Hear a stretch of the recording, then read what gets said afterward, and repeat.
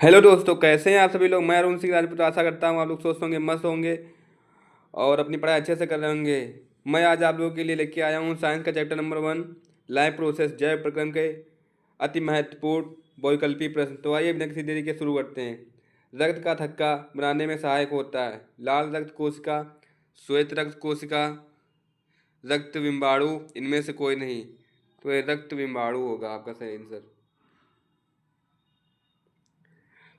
प्रश्न नंबर 2, पाचन क्रिया पूर्ण होती है अग्नाशय में, बड़ी आंत में, छोटी आंत में, ग्रास नली में। पाचन क्रिया पूर्ण होती है बोला छोटी आंत में। आगे बढ़ते हैं। छोटी आंत की दीवार में पाई जाने वाली ग्रंथियों के स्त्राव को क्या कहते हैं? आंतरस, सकस रस, एंटीरिकस, जठर रस, ए एवं बी दोनों। बोला छोटी आंत की दीवार में पाई जाने वाली ग्रंथियों के स्त्राव को क्या कहते हैं? तो अंतरस भी कहते हैं और सक्कस एंटीरिकस भी कहते हैं। यानी कि आपका डी सही हो जाएगा।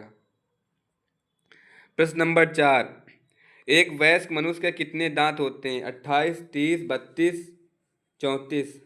तो आप सभी लोग जानते हैं एक वयस्क मनुष्य के 32 दांत होते हैं। प्रश्न नंबर 5, मछली के हृदय में कोष्ठक संख्या होती है 2, 3, 4, केवल 1? तो मछली के हृदय में कोष्ठक संख्या 2 होती है। और पुरुषों में हृदय में कोष्ठक संख्या 4 होती है। स्वाद कलियां पाई जाती हैं अग्न्याशय की ऊपरी सतह पर, जीभ के ऊपरी सतह पर, अग्नि चौड़क पर, ग्रसनी के भीतरी दीवार पर। तो ये आपका बी सही हो जाएगा। जीभ की ऊपरी सतह पर स्वाद कलियां पाई जाती है। बोला स्वाद हम किससे लेते हैं? जवान से ही तो लेते हैं स्वाद, जीभ से, यानी जीभ के ऊपरी सतह पर। आगे बढ़ते हैं। प्रश्न नंबर 7, अमाशय के अग्रभाग को कहते हैं पाइलोरिक, फुंडिक, कार्डियक, एपिग्लोटिस।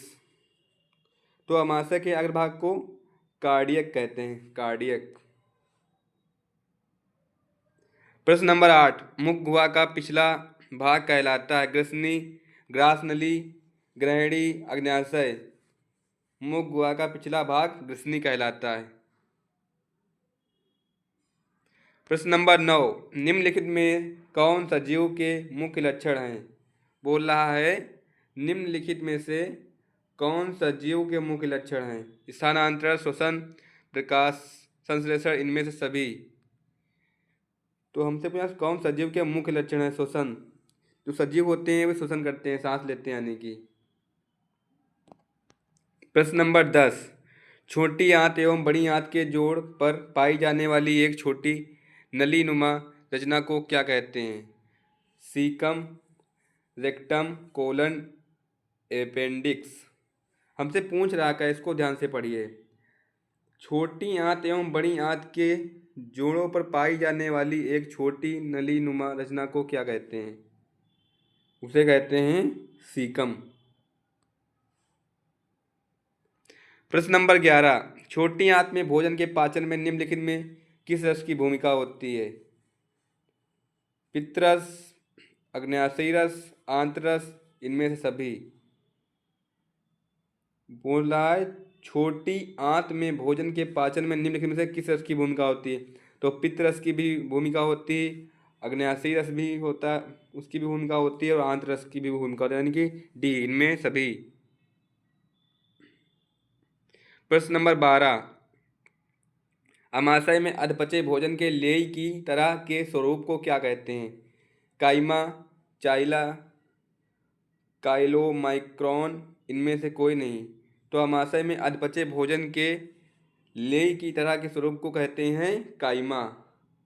प्रश्न नंबर 13, निम्नलिखित में से एमिनो अम्ल के विखंडन से बनता है carbon dioxide, carbon monoxide, ammonia.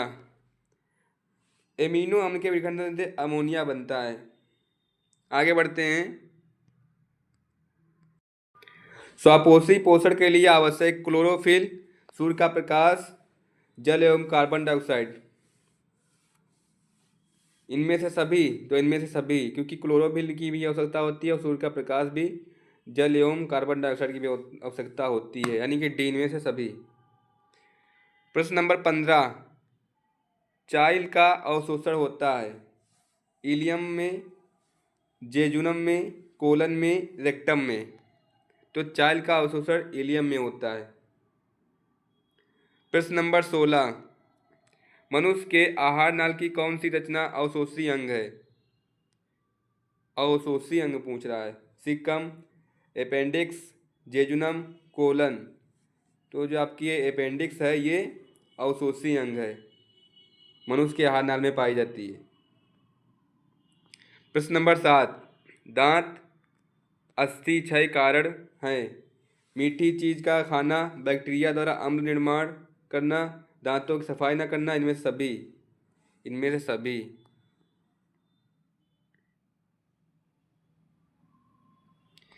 प्रश्न नंबर 18, डेंटाइन के ऊपर दांतों की सुरक्षा हेतु पाई जाने वाली कठोर परत को कहते हैं? इनामेल, कैनाइन, दंत प्लाक, मोलर। पूरा डेंटाइन के ऊपर दांतों की सुरक्षा हेतु पाई जाने वाली कठोर परत को कहते हैं बच्चों, इसे कहते हैं इनामेल, इनामेल। आगे बढ़ते हैं।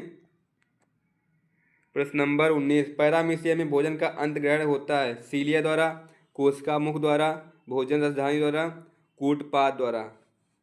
तो पैरामीशिया में पूछा ना, तो कोशिका मुख द्वारा। प्रश्न नंबर 20, प्रकाश संश्लेषी इकाई है क्लोरोप्लास्ट, प्लास्टिड, क्लोरोफिल, इनमें से कोई नहीं। जो प्रकाश को संश्लेषित करती है क्लोरोफिल, क्लोरोफिल प्रकाश को संश्लेषित करता है, तो यानी आपका ये सी सही हो जाएगा। आगे बढ़ते हैं। प्रकाश संश्लेषण प्रक्रिया का मुख्य उपोत्पाद है ग्लूकोज, ऑक्सीजन, जल, कार्बन डाइऑक्साइड। ऑक्सीजन होगा।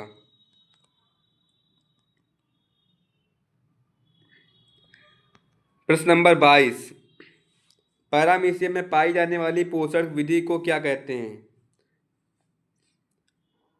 पैरामीशियम में पाई जाने वाली पोषण विधि को क्या कहते हैं? स्वपोषण, मृतजीवी, परजीवी, प्राणी सम। तो पैरामीशियम में पाई जाने वाली पोषण विधि को प्राणी सम पोषण कहते हैं। आगे बढ़ते हैं। प्रश्न नंबर 23, निम्नलिखित में किसे प्रकाश संश्लेषी अंगक कहते हैं? जड़, पत्ती, स्टोमेटा होगा, स्टोमाटा लिखा है, गलत लिखा है, स्टोमेटा होगा, और ये हरित लवक। तो प्रकाश संश्लेषी अंगक है हरित लवक, जो प्रकाश। प्रश्न नंबर 24, निम्नलिखित में जठर ग्रंथि की कौन सी कोशिका हाइड्रोक्लोरिक अम्ल का स्त्राव करती है?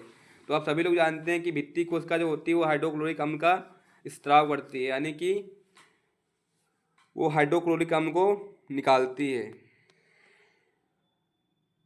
आगे बढ़ते हैं। प्रश्न नंबर 25, मनुष्य के मुख गुहा में कितने जोड़े लाल ग्रंथियां पाई जाती हैं? 1, 2, 3, 4। तो मनुष्य के मुख गुहा में 3 जोड़ी लाल ग्रंथियां पाई जाती हैं। आगे बढ़ते हैं। प्रश्न नंबर 26, इनमें कौन सी रचना द्वारा अमीबा में भोजन का अंत ग्रहण होता है? पूछ रहा है इनमें कौन सी रचना द्वारा अमीबा में भोजन का अंत ग्रहण होता है? कूटपाद, सीलियम, भोजन रसधानी या पीनासाइड। बताइए आप इसमें क्या होगा सही? कूटपाद द्वारा ही अमीबा में भोजन का अंत ग्रहण होता है, तो आपका ए सही हो जाएगा। प्रश्न नंबर 27, पेप्टोन पेप्टाइड्स को निम्नलिखित में से किस रूप में तोड़ता है? तो पेप्टोन पेप्टाइड्स को एमिनो अम्ल के रूप में तोड़ता है। आगे बढ़ते हैं। प्रश्न नंबर 28, कोशिका के किस भाग में सजीवों के सारे गुण विद्यमान रहते हैं? तो आप सभी लोग जानते हैं कि जो जीवद्रव होता है उसमें कोशिका के सजीवों के सारे गुण विद्यमान रहते हैं। यह कोशिका का एक भाग है जीवद्रव पे। आगे बढ़ते हैं। प्रश्न नंबर 29, निम्नलिखित में से किस छिद्र द्वारा ग्रसनी ग्रासनली से जुड़ी होती है? पूछ रहा है निम्नलिखित में किस छिद्र द्वारा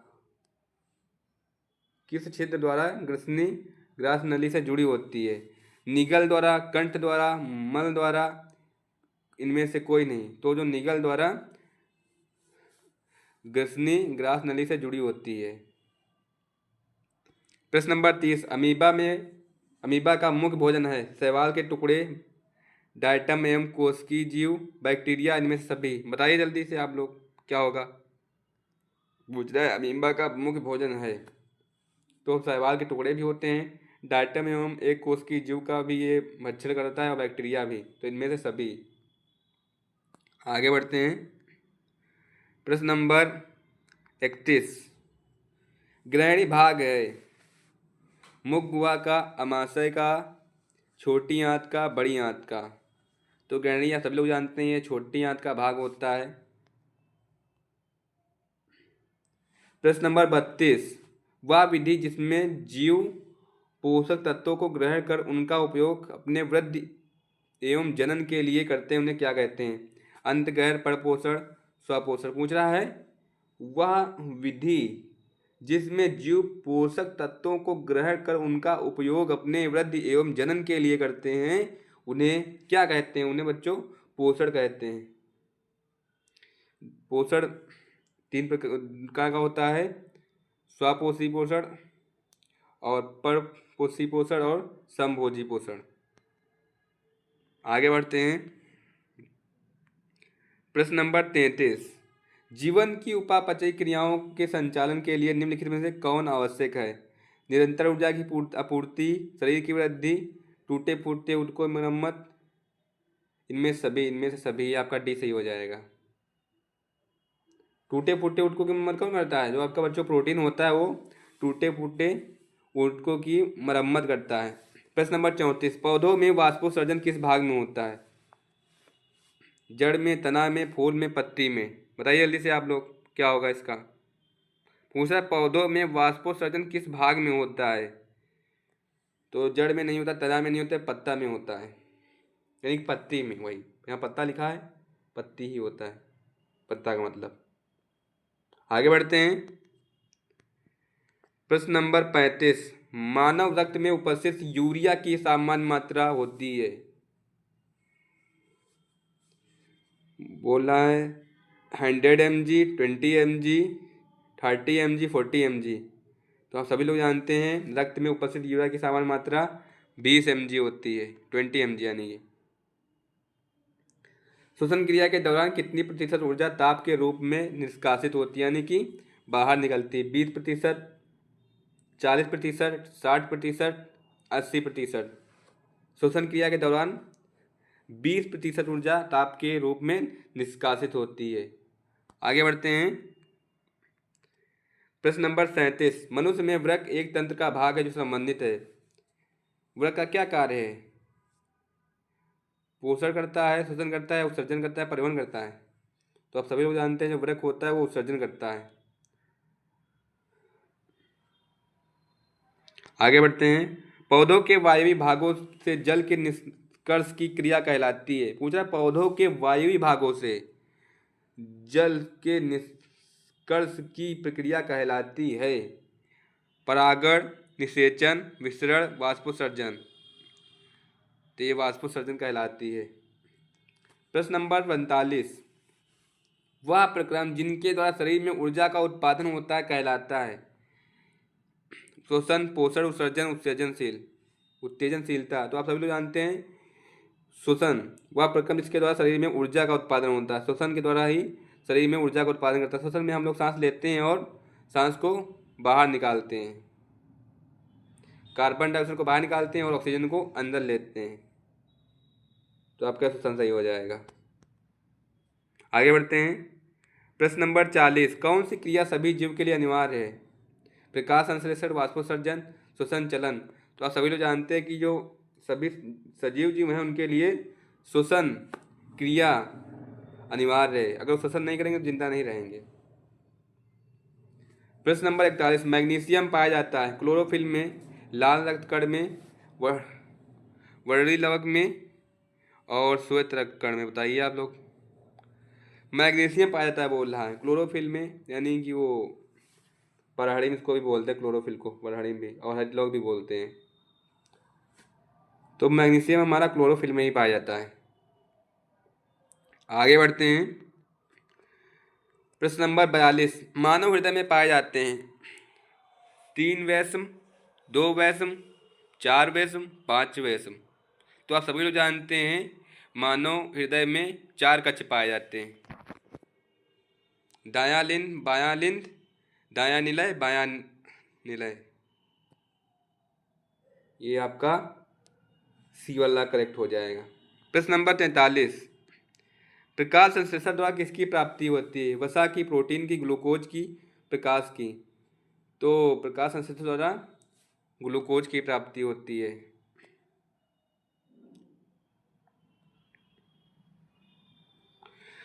प्रश्न नंबर 44, कोशिका झिल्ली किस प्रकार की झिल्ली है? पारगम्य झिल्ली, अपारगम्य झिल्ली, अर्धपारगम्य झिल्ली, इनमें से कोई नहीं। कोशिका झिल्ली अर्धपारगम्य है, अर्धपारगम्य झिल्ली है। आगे बढ़ते हैं। दही के जमने में निम्नलिखित में कौन सी क्रिया होती है? अपघटन, प्रकाश संश्लेषण, किण्वन, उत्सर्जन। बोला दही के जमने में निम्नलिखित में से कौन सी क्रिया होती है? तो किण्वन की क्रिया होती है।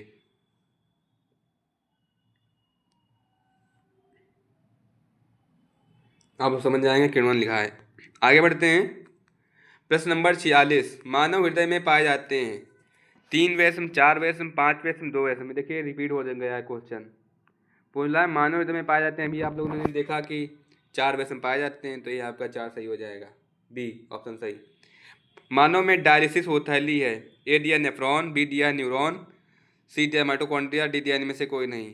तो बताइए आप लोग, मानव में डायलिसिस थैली है, जो नेफ्रॉन है ये आपकी डायलिसिस थैली है। आगे बढ़ते हैं।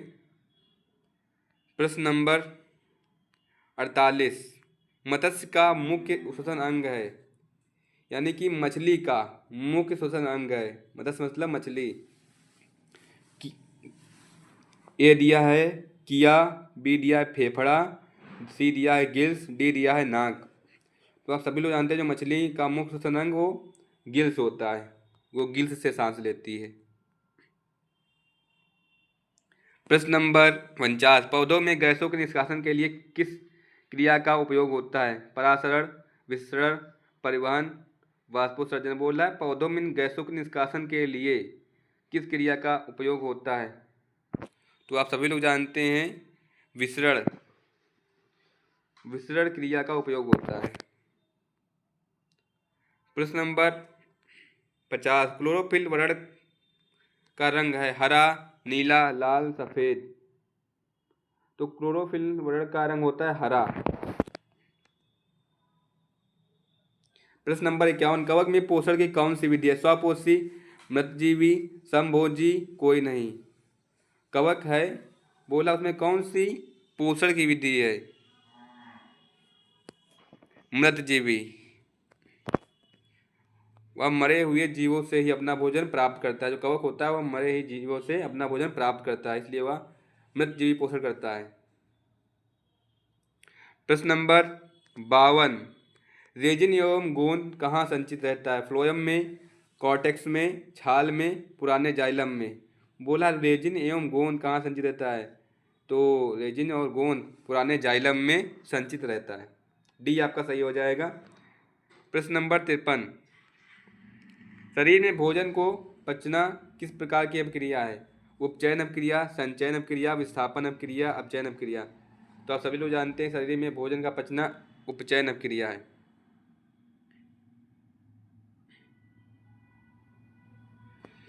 रक्त क्या है?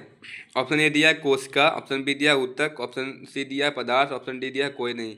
तो रक्त एक प्रकार का टिश्यू है, यानी कि ऊतक, यानी कि आपका बी वाला जो है ये आपका सही हो जाएगा। आगे बढ़ते हैं।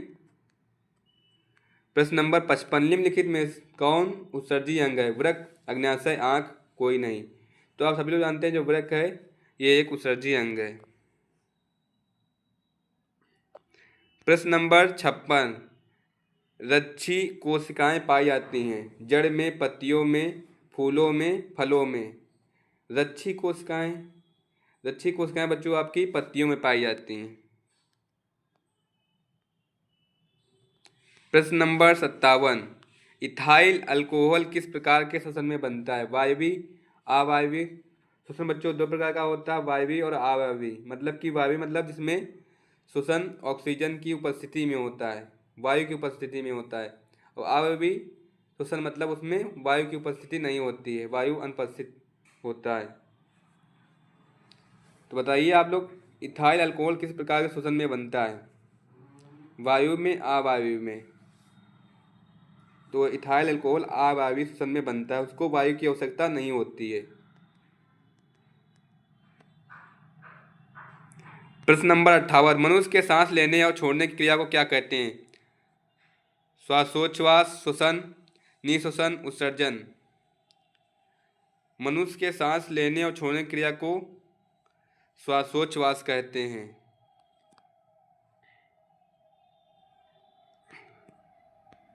आगे बढ़ते हैं।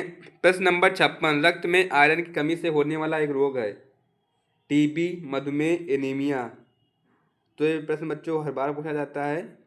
पूछा रक्त में आयरन की कमी से होने वाला एक रोग है, तो वो एनीमिया है। रक्त की कमी से एनीमिया रोग हो जाता है। आगे बढ़ते हैं। प्रश्न नंबर 57, पादप में जाइलम उत्तरदायी है। जाइलम वे जल का वहन करता है, जो फ्लोएम होता है भोजन का वहन करता है। तो जाइलम से पूछा है, तो जाइलम जल का वहन, ये सही हो जाएगा आपका। प्रश्न नंबर 58, कूटपाद किसमें पाया जाता है? पैरामीशियम में, यूग्लिना में, अमीबा में। तो हमारा कूटपाद पूछा है, तो ये अमीबा में पाया जाता है। प्रश्न नंबर 49, प्रकृति में ऑक्सीजन का संतुलन कैसे बना रहता है? संयोजन क्रिया से, प्रकाश संश्लेषण से, अपघटन क्रिया से। बोला प्रकृति में ऑक्सीजन का संतुलन कैसे बना रहता है? तो आप सभी लोग जानते हैं प्रकाश संश्लेषण प्रक्रिया की वजह से ही ऑक्सीजन का संतुलन बना रहता है, फोटोसिंथेसिस यानी कि। प्रश्न नंबर 60, स्टोमेटा पौधे के किस अंग में पाया जाता है? तना में, पत्तियों में, जड़ में, डी दिया है कोई नहीं। तो आप सभी जानते हैं जो स्टोमेटा होता है पौधे के पत्तियों में पाया जाता है। आगे बढ़ते हैं। प्रश्न नंबर 61, मानव का औसत प्रकुंचन दाब है लगभग 120 mmHg। यही आपका सही हो जाएगा, ए वाला, ए इज करेक्ट। प्रश्न नंबर 62, इनमें कौन प्रकाश संश्लेषी अंग है? पत्ती, स्ट्रोमा, यहाँ पे ग्रेना होगा, ग्राना दिया है। ये हरित लवक, जो हरित लवक है ये आपका प्रकाश संश्लेषी अंग है, ये प्रकाश को संश्लेषित कर लेता है। आगे बढ़ते हैं।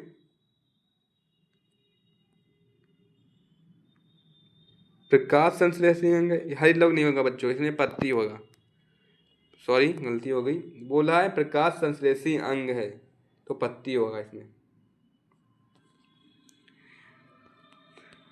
63 प्रश्न नंबर, वाष्पोत्सर्जन कैसी प्रक्रिया है? शारीरिक, भौतिक, रासायनिक, प्राकृतिक। वाष्पोत्सर्जन कैसी प्रक्रिया है? वाष्पोत्सर्जन हमारी भौतिक प्रक्रिया है। प्रश्न नंबर 64, शरीर में भोजन का पाचन किस प्रकार की अभिक्रिया है? अवकरण, ऑक्सीकरण, उदासीनीकरण, विद्युत अपघटन। ये आपकी उदासीनीकरण, जब अम्ल और क्षार आपस में क्रिया करते हैं तो वे जल और लवण बनाते हैं, तो ये क्रिया उदासीनीकरण कहलाती है। पूछा शरीर में भोजन का पचना किस प्रकार की अभिक्रिया है? शरीर में भोजन का पचना ऑक्सीकरण अभिक्रिया है। प्रश्न नंबर 65 दिया है, स्वपोषी पोषण के लिए आवश्यक है क्लोरोफिल, कार्बन डाइऑक्साइड तथा जल, सूर्य का प्रकाश, डी ये सभी। प्रश्न नंबर 66, पायरुवेट के विखंडन से यह कार्बन डाइऑक्साइड जल तथा ऊर्जा देता है और यह क्रिया होती है कोशिका द्रव में, माइटोकॉन्ड्रिया में, हरित लवक में, केंद्रक में। तो पूछा पायरुवेट के विखंडन से यह कार्बन डाइऑक्साइड जल तथा ऊर्जा देता है और यह क्रिया होती है, यह क्रिया माइटोकॉन्ड्रिया में होती है। माइटोकॉन्ड्रिया को ऊर्जा का रसोई घर भी कहा जाता है। प्रश्न नंबर 67, जठर ग्रंथियां पाई जाती हैं आँख में, अग्न्याशय में, यकृत में, आमाशय में। तो जठर ग्रंथियां आप सब लोग जानते हैं कि आमाशय में पाई जाती हैं। प्रश्न नंबर 68, खुला परिसंचरण तंत्र किसमें पाया जाता है? मनुष्य में, बी दिया काकरोच में, सी दिया घोड़ा में, डी दिया ऊंट में। तो खुला परिसंचरण सभी लोग जानते हैं कि काकरोच में ही पाया जाता है। प्रश्न नंबर 59, 69 पौधों में पाया जाने वाला गाढ़ा एवं दुधिया उत्सर्जित तरल पदार्थ को क्या कहते हैं? लैक्टेक्स, रेजिन, गोंद, टैनिन। पूछा पौधों में पाया जाने वाला गाढ़ा एवं दुधिया उत्सर्जित तरल पदार्थ को क्या कहते हैं? उसे बच्चों लैटेक्स कहते हैं, लैटेक्स। आगे बढ़ते हैं। प्रश्न नंबर 70, यूरिया रक्त में कहाँ से प्रवेश करती है? फेफड़ा से दिया है, बी दिया यकृत से, सी दिया है श्वास नलिका से, डी दिया है वृक्क से। तो यूरिया रक्त में यकृत से ही प्रवेश करती है। प्रश्न नंबर 71 दिया, प्रकाश संश्लेषण होता है रात में, दिन में, रात दिन, सुबह शाम। तो प्रकाश संश्लेषण बच्चों दिन में ही होता है। आगे बढ़ते हैं। प्रश्न नंबर 72, पादप में फ्लोएम संवाहक है भोजन का, कार्बन डाइऑक्साइड का, जल का, अमीनो अम्ल का। तो पादप में भोजन का ही संवाहक है। पादप में फ्लोएम जो है वो भोजन का ही संवाहक है। जाइलम होता है तो वो जल का होता है। तो आपका ये सही हो जाएगा। प्रश्न नंबर 73 दिया, प्रकाश संश्लेषण क्रिया में ऑक्सीजन बाहर निकलता है जल से, कार्बन डाइऑक्साइड से, ग्लूकोज से, डिक्टियोजोम से। तो प्रकाश संश्लेषण क्रिया में ऑक्सीजन बाहर जल से ही निकलता है। प्रश्न नंबर 74,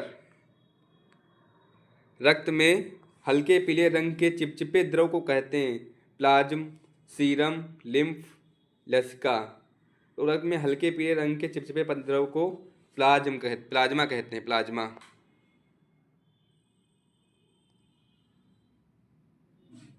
प्रश्न नंबर 75, प्रकाश संश्लेषी अंगक है पत्ती, हरित लवक, क्लोरोफिल, क्लोरोप्लास्ट। तो बोला प्रकाश संश्लेषी अंगक है। बताइए आप लोग क्या होगा इसमें? प्रकाश संश्लेषी अंगक हरित लवक है।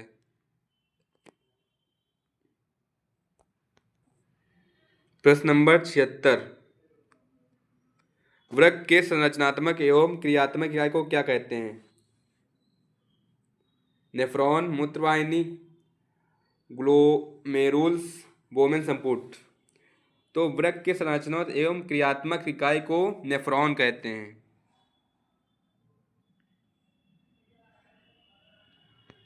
प्रश्न नंबर 77, मनुष्य के शरीर की सबसे बड़ी ग्रंथि है लीवर, अग्न्याशय, अंडाशय, एड्रिनल।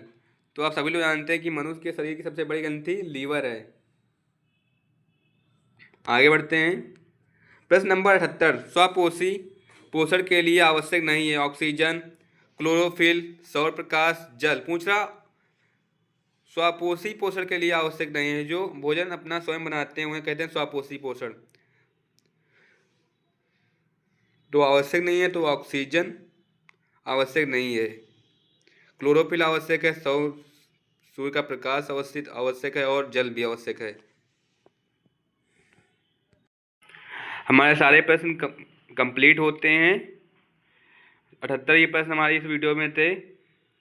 मिलते हैं अगली वीडियो में।